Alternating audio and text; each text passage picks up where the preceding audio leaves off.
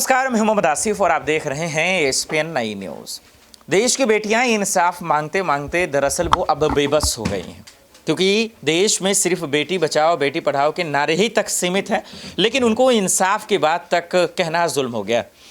देश की वो तमाम पहलवान खिलाड़ियां सिर्फ और सिर्फ दिल्ली के सड़कों पर आ ही गई, यही बहुत बड़ी बात है। उन पर उनके साथ जो हुआ, उनके साथ जो बीती गुजरी, वो बता ही दी, यही बहुत बड़ी बात है। लेकिन इनके बावजूद बीजेपी सांसद बृजभूषण शरण सिंह को शर्म तक नहीं आती है, खेल मंत्रालय को शर्म तक नहीं आता है, यहाँ तक कि जांच समिति को शर्म नहीं आता है कि कम से कम इनके मामले को आगे बढ़ा दिया जाए। बार बार विनेश फोगाट, साक्षी मलिक ये बात कह रही हैं कि कम से कम हमारे मामले की सुनवाई कर लीजिए, लेकिन किस तरीके से साजिशें हो रही हैं और सियासत हो रहा है, जरा इस रिपोर्ट से देखकर समझिए। ये बहुत ही खास प्रेस वार्ता है और एक ज्वलंत मुद्दे पर है। और जैसा कि आप देख रहे हैं, मेरे साथ कांग्रेस पार्टी के नेता ही नहीं, वो लोग जिन्होंने भारत का नाम और हिंदुस्तान का परचम खेल के जगत में लहराया है, वो आज इस मंच पर हैं।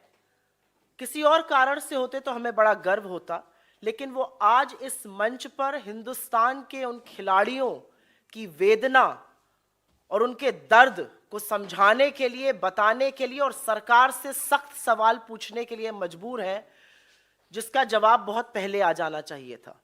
बहुत कुछ कहने से पहले मेरे साथ मंच पर कृष्णा पूनिया जी हैं, जो भारत की पहली वुमेन एथलीट हैं, जिन्होंने गोल्ड जीता था in track and field event, Arjuna awardee हैं, पद्मश्री हैं। और मेरे बाएं पर मेरे भाई और विजेंद्र सिंह हैं, ओलंपियन हैं और तगड़े मुद्दों पे हमेशा अपना मत देते हैं और साथ में खिलाड़ियों के खड़े रहते हैं। इससे पहले कि मैं इन दोनों लोगों को मंच दूं, मैं एक बात जरूर पूछना चाहती हूं। 72 घंटे से ऊपर हो गए और जिसको अंग्रेजी भाषा में अनप्रेसिडेंटेड कहा जाता है, ऐसा पहले कभी नहीं हुआ कि the most decorated athletes of Indian sports stars, जिनकी विश्व में जिन्होंने भारत का परचम लहराया, वो बेटियां जो शेरनियों की तरह दहाड़ती हैं दंगल में, कुश्ती की रिंग में, आज जंतर मंतर पर बैठकर जब उनकी आंखों से आंसू निकलता है, तो सरकार की यह खामोशी अपने आप में निंदनीय ही नहीं, अपने आप में और बहुत गंभीर और गहरे सवाल खड़ा करती है। क्योंकि कटघरे और सवालों के घेरे में रेसलिंग फेडरेशन ऑफ इंडिया के चीफ, भाजपा के सांसद बृजभूषण सिंह जरूर हैं, लेकिन उससे ज्यादा आज कटघरे में प्रधानमंत्री मोदी खड़े हैं। और ये मैं बिना रीजन के नहीं बोल रही हूं, ये एक पैटर्न है। विनेश फोगाट जी ने अपनी पहले दिन की प्रेस कॉन्फ्रेंस में कहा था कि उन्होंने अपने परिवार के साथ जाकर 2021 के अक्टूबर महीने में मोदी जी को सारी असलियत से वाकिफ कराया था। उन्होंने सच बताया था और अपनी जान पर होने वाले हमले का अंदेशा भी जाहिर किया था। और मोदी जी ने कहा था नहीं नहीं, तुम्हें कुछ नहीं होगा। 1.25 साल तक, और मोदी जी ने सार्वजनिक रूप से विनेश फोगाट जी को अपनी बेटी कहा है कि तुम तो मेरी बेटी जैसी हो, मैं तुम्हारे सारे परिवार को जानता हूं। तो आज सवाल यह है कि जब एक महिला एथलीट और डेकोरेटेड महिला एथलीट इस देश के प्रधानमंत्री के पास जाकर फेडरेशन में हो रहे यौन शोषण और कुकृत्यों के बारे में अक्टूबर महीने में बताती है, तो 1.25 साल तक मोदी जी ने क्या किया और वो इस पर चुप क्यों रहे? क्या कार्रवाई हुई? सांसद अभी भी अपने पद पर बरकरार है, कोई इंटरनल इंक्वायरी नहीं हुई, कोई सवाल जवाब नहीं पूछा गया। और हम ये क्यों ना पूछें कि इस सरकार का पैटर्न है, ये बड़े बड़े आक्षेप और बड़े बड़े आरोप लगते हैं, उसके बाद कटघरे में इनके मंत्री, इनके सांसद खड़े होते हैं, लेकिन बेशर्मी के चलते और थेथरई के चलते यह सरकार उनको पद से बर्खास्त नहीं करती। यह हमने अजय मिश्रा टेनी के केस में भी देखा था, जो आज भी मंत्री बने हुए हैं, और बृजभूषण सिंह के केस में भी हम देख रहे हैं। मेरा सवाल यह है कि देश के प्रधानमंत्री ने अक्टूबर 2021 के बाद, विनेश फोगाट जी का कहना है उनको सब कुछ बताया, उसके बाद वो शांत क्यों रहे? जंतर मंतर पर बैठे हुए ये एथलीट्स, उनकी आंख के आंसू और इन लड़कियों का आज शायद लड़की होने पर भी अफसोस जताना बहुत बड़े सवाल खड़ा करता है।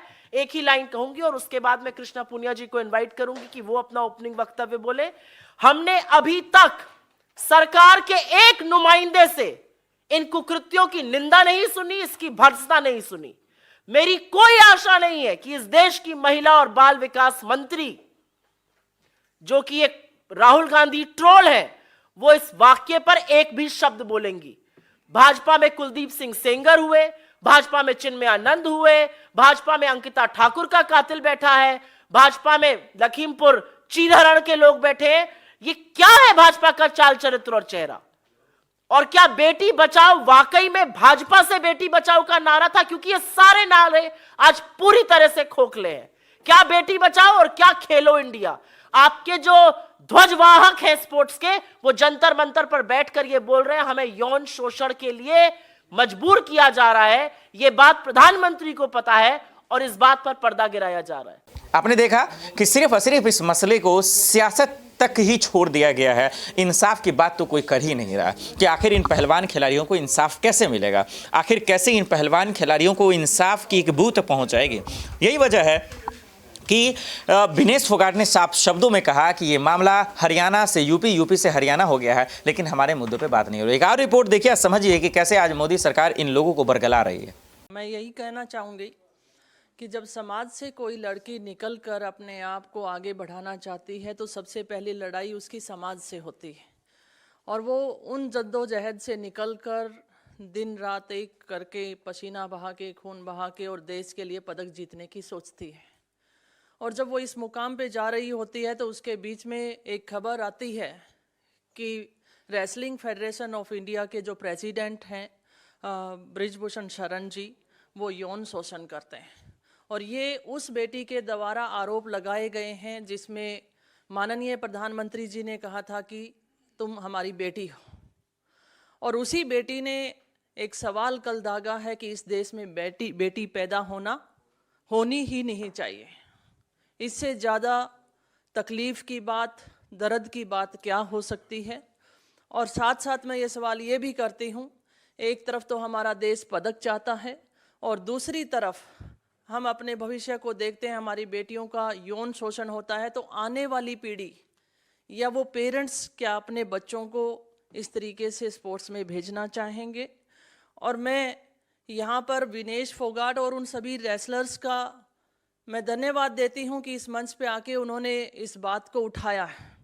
लेकिन तकलीफ़ इस बात की है कि माननीय प्रधानमंत्री जी को जब उन्होंने लगभग 1.25 साल पहले इन बातों से अवगत करा दिया गया था तो इस पे कार्रवाई क्यों नहीं हुई? और जैसा कि सुप्रिया जी ने कहा कि 72 घंटे के बाद भी ये शर्मनाक बात सड़कों पे अभी तक चल रही है, लेकिन बीजेपी के नेताओं के द्वारा कोई ऐसा स्टेप नहीं उठाया गया। और सुप्रिया जी, आपको ध्यान दिलाना चाहूँगी कि हरियाणा के मंत्री के द्वारा भी एक लड़की के साथ इसी तरीके से कुकृत्य की बात आई थी और उस लड़की ने भी अभी लगभग मेरे ख्याल से 1.5 महीना ही हुआ होगा ज़्यादा से ज़्यादा, और वो बात वहीं पे स्टॉप हो गई है। तो क्या यही हालात इन रेसलर्स के साथ भी होने वाला है या आने वाली हमारी एथलीट्स के साथ होने वाला है? मैं महिला हूँ और ये पीड़ा मैं समझ सकती हूँ कि लड़की पैदा नहीं होनी चाहिए। ये कितनी बड़ी बात हमारी एथलीट्स ने कही है। और मैं उन दिनों को याद भी करती हूँ जब हम मेडल जीत कर लेकर आते हैं, तब हमें हमारे साथ हर कोई फ़ोटो खिंचवाने के लिए तैयार होता है, बेटी बनाने को तैयार होता है। जब हमारी बेटियों का चीरहरण किया जाता है तो उसके साथ कोई खड़ा क्यों नहीं होता है? और साथ साथ बेटी बचाओ बेटी पढ़ाओ ये नारा है, और इस नारे को तीर तीर तार तार कर चुके बीजेपी के नेता। मैं यही कहना चाहूँगी कि इन नेताओं से बचाने की ज़रूरत है। और मैं यही कहना चाहूँगी कि जो फेडरेशन है वो पूरी भंग होनी चाहिए। जैसा खिलाड़ियों ने कहा कि अकेला नेशनल फेडरेशन नहीं, स्टेट फेडरेशंस भी होनी चाहिए और खिलाड़ियों की भागीदारी उसमें होनी चाहिए। आपने दोनों वीडियो देखा और दोनों वीडियो देखकर समझ गए होंगे कि ब्रिजभूषण शरण सिंह पे कार्रवाई इसलिए नहीं हो रही क्योंकि वो दिग्गज हैं, इसलिए कार्रवाई नहीं हो रही क्योंकि वो बीजेपी के डॉन हैं, और इसलिए कार्रवाई नहीं हो रही क्योंकि 2024 का चुनाव भी तो जीतना है, और इसीलिए वो यही वजह है कि आज उन पर कार्रवाई नहीं हो रही। देखते हैं कि अब ये पहलवान खिलाड़ी क्या कोर्ट का रुख तो नहीं करेंगे। आज के लिए इतना ही, मुझे दीजिए इजाजत। आप देखते रहे स्पेन आई न्यूज़। नमस्कार।